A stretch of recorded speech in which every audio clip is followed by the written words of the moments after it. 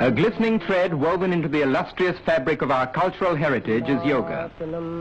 From times immemorial, the science of yoga was handed down from master to disciple. Yoga in the broadest sense is the science and art of higher life. It is a disciplining of all our powers, physical, mental, moral and spiritual, with a view to a richer and fuller life. Yoga is therefore fivefold: Hatha Yoga, Raja Yoga, Bhakti Yoga, Karma Yoga and Jnana Yoga, according to the power taken up for culture. Here, however, we begin with examples of Hatha Yoga. Originally, some of the secrets of yoga were inscribed on leaves of palm. But with the perfection of printing, a vast literature on yoga came into being, and even the other nations of the world betook freely through their own tongues of its deep wisdom.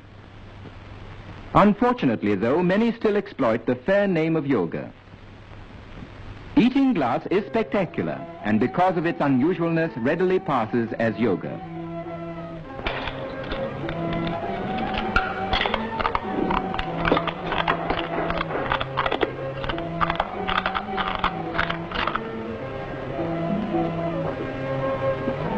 Any audience will watch such a feat in wide-eyed wonder, and more so when the performer follows it with undiluted nitric acid.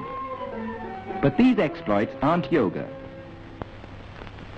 Here's a Swami who is always ready to serve suffering humanity. The secret lies in the talisman. Such earnest meditation means time, and time means money in any language, more so in this Swami's.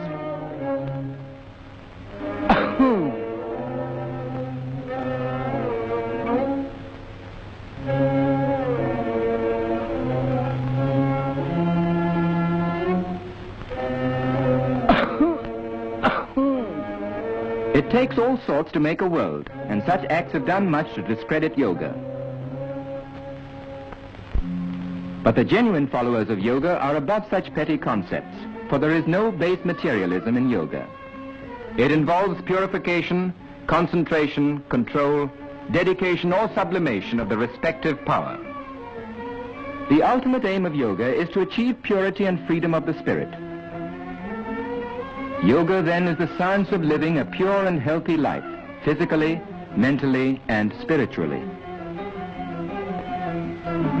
To help achieve this end, a set of physical exercises called asanas has been evolved, which can be followed by anyone of any age, race, or creed.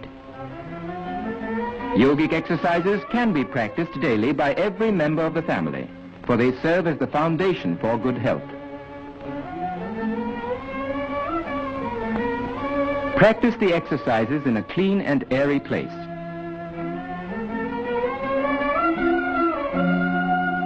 It's never too young to learn or to benefit from yoga. Here is a yoga institute in Bombay which still preserves the ancient traditions and caters to the needs of our countrymen. For the cure of specific ailments, one should seek guidance from an expert who will first carry out a detailed medical examination. Yogic asanas are divided into two principal groups, meditative and cultural.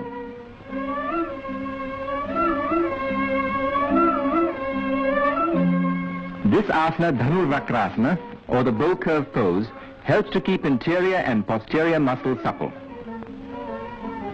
The average man uses only 1/3 of his lung capacity. The expert measures the patient's lung power with a pneumatometer, after which he will be given the proper asanas to develop the use of his lungs and diaphragm. Without the guiding hand of an expert, a knowledge of yogic exercises can be obtained from a book. But such reading should not be taken too literally, for such knowledge may boomerang.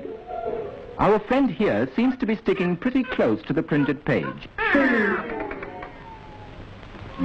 No apparatus or implements of any sort are required to perform asanas.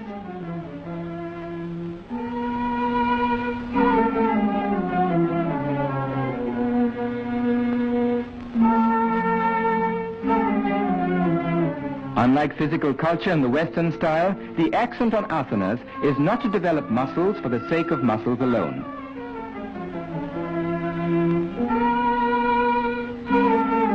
The aim of yogic asanas is not bodily strength, but the development of the internal organs without any strain whatsoever.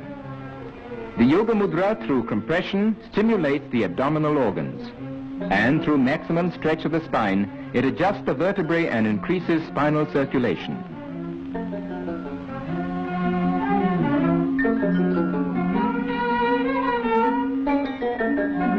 For promoting elasticity of the body, there is no better exercise than Paschimotthana, the posterior stretching pose. This asana, known as Sarvangasana, or the all-body pose, by rapid interchange of blood through gravity and replacement of the abdominal and pelvic organs, helps to combat gastric troubles and constipation.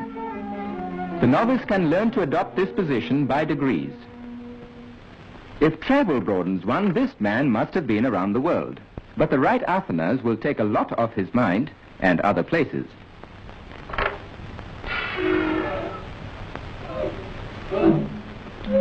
Even though of ancient origin, the daily practice of yogic exercises will benefit all who live in the modern world, no matter what profession we follow.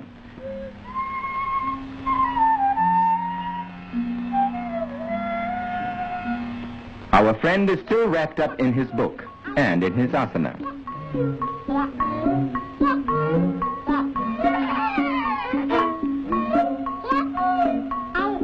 What he needs is a helping hand. Good, he has one to spare. Shirsasana, or the head-low posture, commonly called the topsy-turvy pose, is a form of head-low exercise that requires great skill in execution. Observe its execution carefully. It is, however, an asana that is extremely beneficial to persons suffering from constipation. The Shirshasana must be practiced in moderation by stages, first a few seconds and then gradually increased to 5 minutes. It improves the general circulation, especially in the head, and relieves pressure on the distended or compressed internal organs. It is good for the brain and improves the memory. It is also supposed to prevent gray hair. The beneficial effects of yoga are also enjoyed by our women. Here's the Bhujangasana, or the famous cobra pose, specially suitable for women in the exercising of the spine and abdomen and for toning up the pelvic muscles. Viparita Karni, or reverse process, tones up the pelvic organs.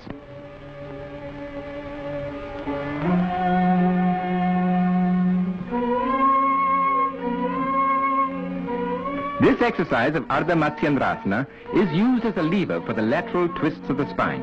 It stimulates brain activity. Such is the success of yoga in the West that a famous ballet school in Europe has adopted many of the asanas as a part of its curriculum.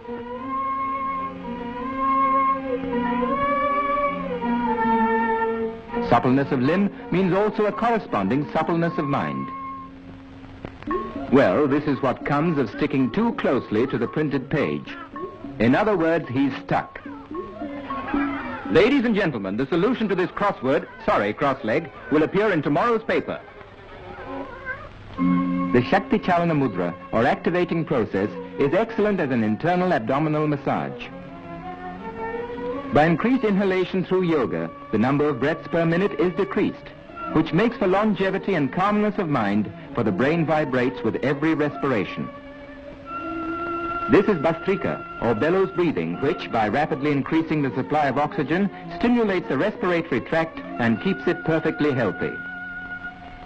The aim of yoga is not only bodily strength, but health, stamina, and efficiency of mind, qualities that we all need at work or play in everyday life.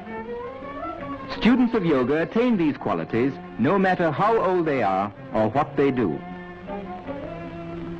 With physical and mental good health thus acquired, man can, with further training in yoga, attain the sublimity and freedom of his soul.